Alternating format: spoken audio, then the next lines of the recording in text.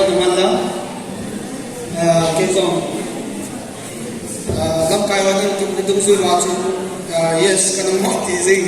ấy vì là cái bằng program là hi thì resource person gọi hi mau tiêu em thầy đó sắp tiêu hiện ấy vì là số đầu tiên hiện na lagi cái số cái bộ lagi bộ mau tiêu số xịn số đầu tiên trong các cái xây thành chân xây dựng hiện tin muốn đắc cái cũng lockdown sudah yang seperti itu sih cuma song tentang tinggi di na, asalkan kerja guidance saya kah cerita muncul sih akhir season, ale celaya tu kerja guidance buat kan ale at least 3 hours non stop ahe asyik aja season, jadi tu laya saya buat le jangan minum dulu deh, ya tu thei cakap saya ini, bila saya buat tu ya mau demo class 10 is all after 12 after 10 grace of the simpat ay laway master ibon zo pa da khudi pi ki bon da pa pen lem ki wai mi zo si mun tinayo sai zo bi kin zo kan sai thei chan chu kan sai di na chu ka ge ko hin ki zo le pya ka bang youth day ni sing youth club ho program which rising day is chen ke community le sai ko ki ben na pai ka chen le hi zale na hi ka um hi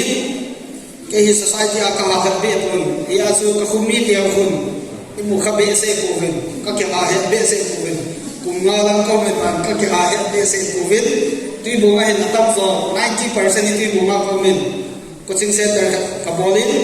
it is ultimate negative coaching center ka bolin chule study hall library ka bolin it is ka bol to pi pe hin chule second option DTP was dukan khat hongin na he kha mai the sky prints in it is 2 nights option flex printer digital printer ka kalawin te chun chito chun ka bui pia hele ki bui dan na ki bui mo hin ap hele ka coaching center hi leo khat ka sei hin coaching center an ki bol lo be chu hele ke song hi 2007 achu class 12 Rayban College akan sai hin ka zo chu pi kana boram kya la Delhi University a ka simling ka che physics honors ka sibin Delhi University Hindu College hin ke zo chu sam ta ge ni asu plan ka se hin ai wang sun mi akitama kedang hin na now te zo si zo tu hin example asu bolo dio he zo le nami gasi ko villa at least 10 minutes tabo hi ki gele usun da 10 minutes tabo hi ki gele usun ipi nan gel ko diu kham kya la khunung la en hichi ka gel ka hi ding hichi ka thanom pe le ai lo le hichi ka so de de ki te si so mi hem lo sin da ai ba kha cha hi 99% na atam zo hi ui ma hi ilungel an ki so nai sai lo hichi chu ka se yo min din hichi a chu pi poi mo de ham kya le ipi a chu lekha isibiu ham ki neu cha kan sei de dum lu tanan ngai de hin din ide chang le ga ki ngai to si so ke zo chu de la ya chu to par kan hi to pe cho kan hi to pe din kan ge la chu khunung le hin officer de hi de de kan ti cho ka tin Delhi University ka ge si na ya chu grace on ka chaya chu ka bolam kya de civil service hai ta ka bol din Emil Azam atto par ka hiding pol ayam ka hiding ti chakhe a he plan lagi de chu e ma lum ke ri to ma be be he lum to ma kum da na chu ikel zo si hi ki bude lo de hisi a chu ha da di tin he lo e wa chu kham dong hi ya le le kha sima le ha sima sim di chu ti le na tu chale dun do zo le pathin na ma he ki ta ta go tum de asi chu bi ki gel si am kya le ka dia la ya chu le ka thi mo hin officer hi te ke ni sa chu le a thi mo ho chu mi mo du ka ni sa le nice sai lo de oh educated ki di khat to literate ki hi um he illiterate ki ti le ka ji the lo asim the lo illiterate ki chu literate ki ti le asim the azi the ho ku oh ale kadu hin very illiterate cho charge the ai ma chu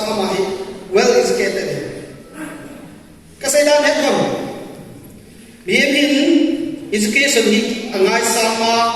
body to rin tham ho educated ki ti hichilaya mu le pa te so si yo hi last generation hi na so da example mobile phone da to ki sei si he yo hi mu le pa mobile phone in tham the lo last generation hi ta be easy he chi chui ga ba mu le pa te hi literate zone ding illiterate zone ding e ba educated hi chu ba hi chan ni ge hi ji chun nu le pa te le khat thip lo ho ana noi si num kha ba na bo khil da be do ji chu ke zon ga mu chu azi the lo ba tu chana hu reasoning ho ta ba na khat khu nun ko I bi ka ki din pa da ka pum pa lo cho si ta ba hi ji chun education hi bi ham bi chu kan define le education ki ti hi bi ham kya le cái năng bom chun ko pau ne tai ko pau hai ta na he na English hai ta na tho the hai ta na ji the hai le chilanga MA pass pau la ham thi lo wa sa ma educate nahi so hai ki kan se na lo na chu tu la hi bi ham kya le degree hi mi zo sin ha to bi sai BA pass hai le na ki pa chu me MA pass ang lagi bawe result le MA BA itu ni tahu so azi itu mi jauh si terjang plan buat atang mi jauh si BA cai din mi jauh si MA cai so kede azu dia le itu tu pi nai sai lo din pau la ha na ha ki sin diu he hizi itu nau dia cakap em caca ho so hi na dia lu khat chu niawa pa na he pau apa yang mudah hi kat graduate ke sim la pa akan avelu kan he atiman ni tim sa he no de so hi na mi zo se no de so hi English ke be di chun yang chun ini awa pa ta so English thang ka na ki tho si chun Delhi University ai ka chia le tim nai sai lo he journalist so pau aman ho the Hindu ai lo le English newspaper ho ta ba wording ki mo ho tim nai sai lo kol ho cho cho tim cho aje kol ho ka sei pa ne ho no de so hi iwan be lo chu ka ti le ai ko na lao te ho ni het lu khat chu le kha isim ba hi ipiham ti le class te na to par ka hi pa ho apaya pai mon tin e na chu apiha mi pa na chu le ko nai sa lo ni het lu khat chu le si su ma hi mi quality ki mong lo chu kol ho ne kha tik dan la chu su na za na hai ba ding mu class ho hai ta zau be se lo du cinema ga ding mu la ding mu ki che ding mu ai ba exam pa na kum pha lo di chu nang chu 24 hours a day ta ma le kha na na pha lo di chu hi ja kat se lo na be chu mi him a skill ki mong lo he hi a chu da na chu ki de ja chu ai ma hi chi aman ba ni gift ki pi pe ni a pia a pai mo sa di hin is it chun mi ka lo pe na le kha se so a pi na sa ma ku gum sa le kha se sa na tai ku ti pui bi ku ti bi chu bi yo si a chu dia le education is the most important thing he calls so is ya chu le ka sim ding a hi ai tang ge le so mau ke ho si ho na ye si chu ma bi wala kum pe ni do le ka sim ding a pi do so na sai no so na sai no le ka sim ding a pi ki na sai no ei ba ma chu I survive thing na ding a ato thing wa de ha sim mai ki chu masala ya chu mi so na ham ai lo le bawa ta ti ham ka do si le si na no ni ju ma chu resource tam be se din ko lo chu ne kha sim lo ko na sai lo chu ai ba chu anu le ba ki pi ni hinam ti ai le na pu te ki hi chi lo hi chi thing na lo na ne ki ta na hin ba ni ta ka ma le dam the na ta chu oral transmission na knowledge ja chu ki pass ho ne ale tu khanga hi bi ham ti ai le he do ka chu le kha pat ta sim diu ida sana sim diu ye mi tam zon ka zo ka sai ma chu le ka sim diu na chu bi ni lo ne ai ba chu isim de ma chu azi chu mi him khada ham pi na he le family na ne bi chu nu le pa na ne di hin din na nu le na pa ai le na pi bi no una na khunu le na health training nan ki thu pi thei na ding le ba la ta hin do wa le hin lo khat chaw lo chu hi chi na ding a chu ipiha mo hin pa a im ma hin mi kui ma cha ka lo he hi si chu mi zo si ni bi se yam ya le mi hin khat chun at least 23 years na kum som ni la kum thum alin taka ai sa ai le kha sim de ipiam ni la kum som ni la kum thwa chu som ni la thuma chu greza ka sai de ni chu ak se lo pe chu ti hi mi tam valta si na chip na yung tam valta ai wanga chu hindan khadan sin na dinga hi pingai min khat chu administration lai chu it is bi kitia Indian polity and all that political science kiti chu society sociology poi mointin science da poi mointin technology poi mo chu it is si so bona nang ma hen na zil sai yo de chu it is actually biham kya le Greek philosopher hom lekha ko zikwa example ra sa the republic of Plato na zin so na Plato chu 3000 ano le BC lama ana pe ta chu ama te se chu ama hen til ta ana zilin te ana experience ya chu lekha bu kana azi chu hiti chu nang na ta suna experience ko chu pha na nei nai sai lo e ya chu Plato ham a Socrates ham we ham khat philosopher khat chu lekha khat bu khat azi chu nang lung lu ta ta khat na sima hele ama het tam ta chu nang ma ko na la zil he achu mi hin sin til se experience on the tin he se achu som ni la thum chan hi lulu ta na simai la after that hin sim na hi zong na chu pia le se chu na survive hi ta kan ko mun ko ke ni ta vai han ban hi ni ta hindan cha dan itcha kai ni he hi se achu le kha sim de ngai ya chu le kha sim do wai la tung hi the lo he atim lo thu pi lo chu sim de le kha hi sim cha ka so ke de Silaya yung club member daw second in common ng June. Minimum BA say de yo atam zon MA dekha hi abam santa isiguro de. Ay bang MA hi lowest qualification is saguro de na. In sum ha sa tan bang BA ba sa nga bang so hitelo de. Adi so tinglang hi provin tinglang ai ji ai le jo sa to chun ga zong da photo he. Isi so mi ka ai pinai sangai ta nga he BA ba sa nga de.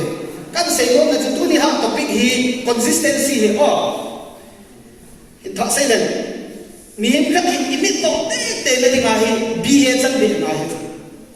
MA chan be na hi he chu kunung le realize hi hala hi le ka kum ni hi gari step pa ri pyam ka ti ka bola hi it is so mi tam ta nin so din so tam ta ai mu ai ma chu in the long run a dinga hi the no hi ai bang ka sai na ben che le ka thim lo khat ham piam khat chun bol de ho lo chu yong le yo hin yang sai ke pat jiwin din ai bang le ka thim khat chun example ra chun pi stadium Mahindra ke ta na yo Mahindra ka ni tam ta le ele le Hyundai company ham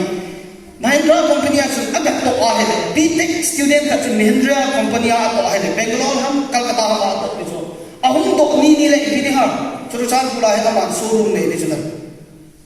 ale government employees on pay ding sumo ho de dan la chukati society no mi phat chum bi ding hin ya chu bol ji ne kan se to no na chu lak ne wa tin khat hi khunu le business on bol me the carbon tree on bol me the ipi na bol me the tin ai ma le kha hi na te chan na asam thai janga isim ta ka zo ta ka he ki pat lo hel de ki pat lo de he ka ti chu pia amen pa Azi chu kin khat bol na dingai thil tam ta he ki da ka zin e ho society he na niao cha cha ni ki pat zi chun sak ta ai si ko we he chu ka de lo thu ja sa kan sei hin he chu I bol I to na tham zo si ai si ta pan de de ka si mo lo chu I ham kya le in yo la ya isim su sa lo ja chu 8 6 7 8 9 10 hoi ba sim sa lo ya chu I pi ki bola ala men de jo ki 17 ala men de jo fa chu I pi ki bola kya le re ba na mui la am khata na kai di ta chu also the promote the element is in job for the food if the promote to the ya chu thakata ka simai the job the pass ai MBBS na gisi ta MBBS so MBBS pass no no so na MBBS ho mo so ale me to from class 6 la do ma para hai sincere ta am sim pa ta so ya chu element the job so why ta sim ya chu MBBS amutin adam sma ke ba na pass no ni mi ta chu competition sa me yo a chu pia tu lai kham tha now the hong kong si education ba be ni hong le tu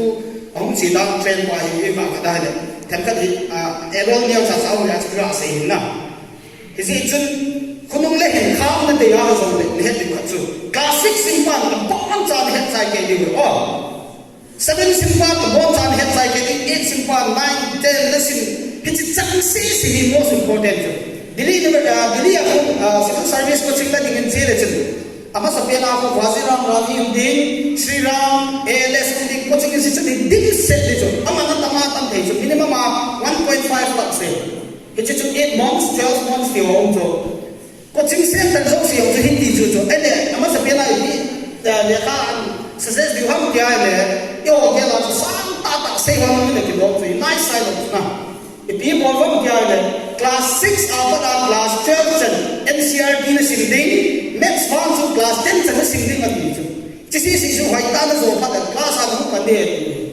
atu dia le chen lo se basic pa hai ko mo ti hon sa ta ge ki sa pa ko ani hi be se lo he ji chen le kha se ba da ising sim pa ha ko to ki ha se ti tu ni rising ya gift na pe sa hik se nin kai ka lu kai na ta na pe wi da mi ba ko kun sang pen ni pen sang pen na ka bi ba dam lo se da ba ni nice sai lo be o bo na he pa ta he can also can categorize more he ni ona bon sai pa ma di now they si pi so ke da pa in sele khat na ne be ni win ka ga de khat na bol wa so he kun ken poi mo ka sa si ai ke on ya lai chun school kai hi poi mo ka sa tan si ai ka tam lo la ka kai class 9 awang hin ya class 9 ka sim lai awang hin ka tam lo fi chun poi tan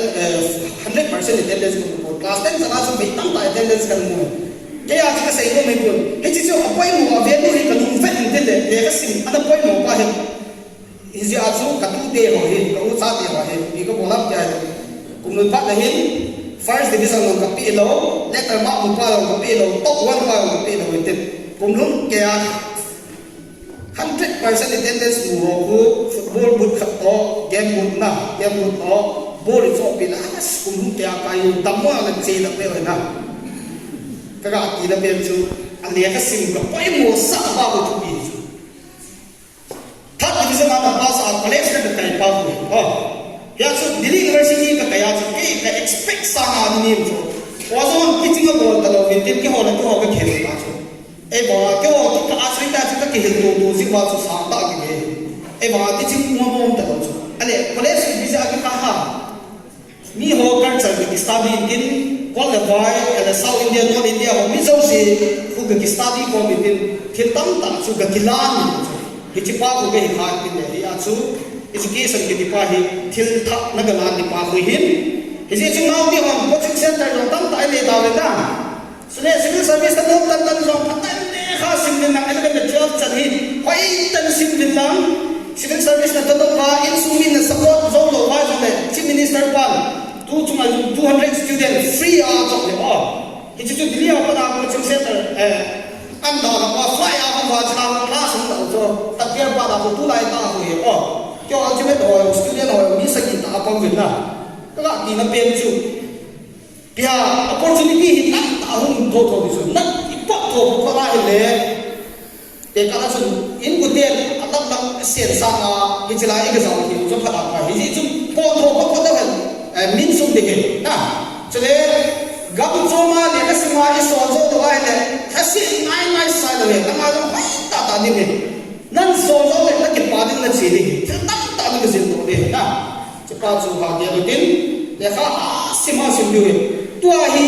a ve ni i pai mo sa lo me theu he zong le after 10 years le mu du he cho cha second district zo bia a khan do la area la ke bi zo sia he ja chu ga bil mo mo na chu tu a chu cha mu khan to e bi o mi ho sa than khanin building a sa tin a mo sia he infrastructure ba to ke lo chu ale informal ki ja kan to ha ei ho kan to ziam zui to ei ma ni ani koi ka se da yo tin he si biha company le ta india ha sim sen lo jo amo lo jo hui da ma chu chan ko lo jo u khul che lo jo senapati che nai sai a first a hui da jo ha in fara base he as in far to blooming tin after few years they in chu chan ko lo jo hu de jo ta pa ho na ông phát này yêu cầu chú cái căn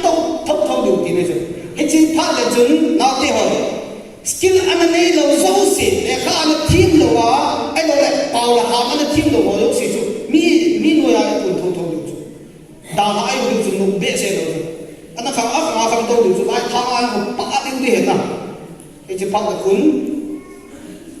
vài trăm bể xe ông nhiều chú nộp bể xe sẽ là sự tiền nét đấy không cho nên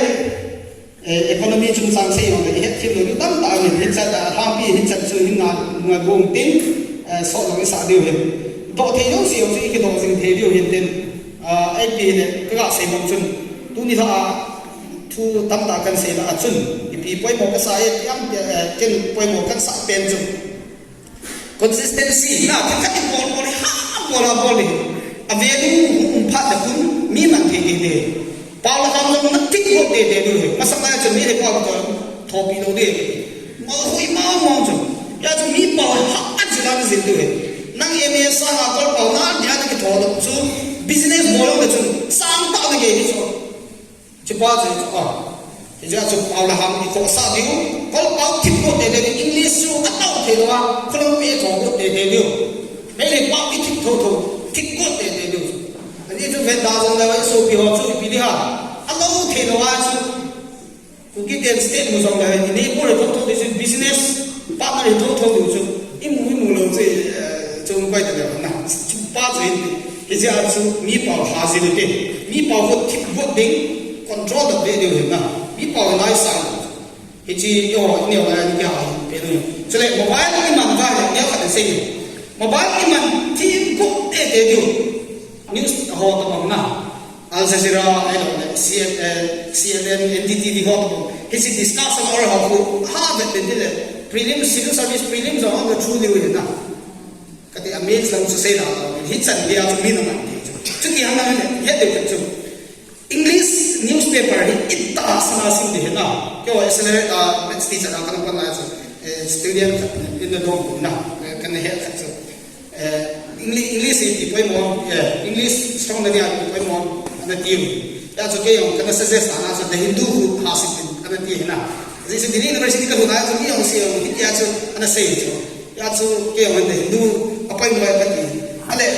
Kumhatso to Sakam Hakana.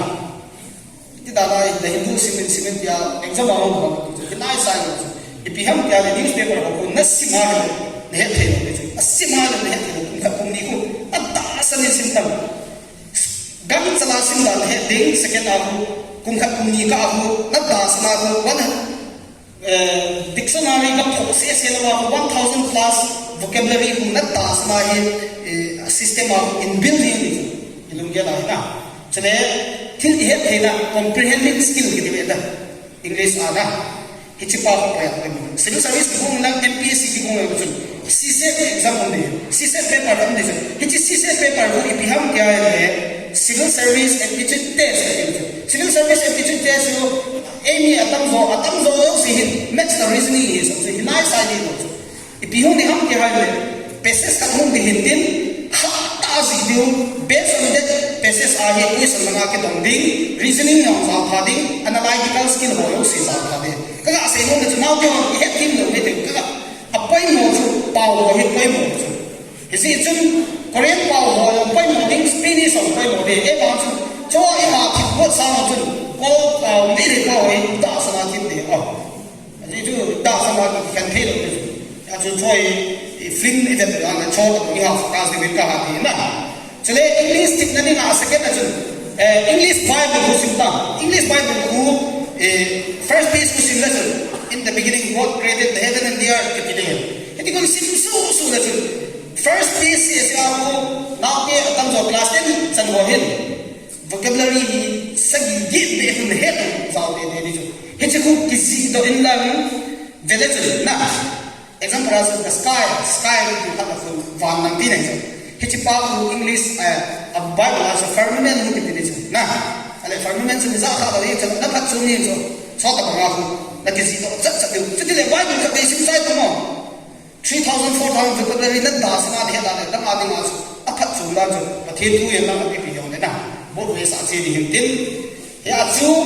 topper ga hi te hi aphat chu hi na ki hi no so da ko nai sai lo hi ya ko ta du na e ba ko thona sincerity pa hi ya fu lo di hin tin ye chu na te wa so si yong le kha sing ding na hun ki ne sa ta sim ding on tha ta na ko ala ki ni pathe bo in na chun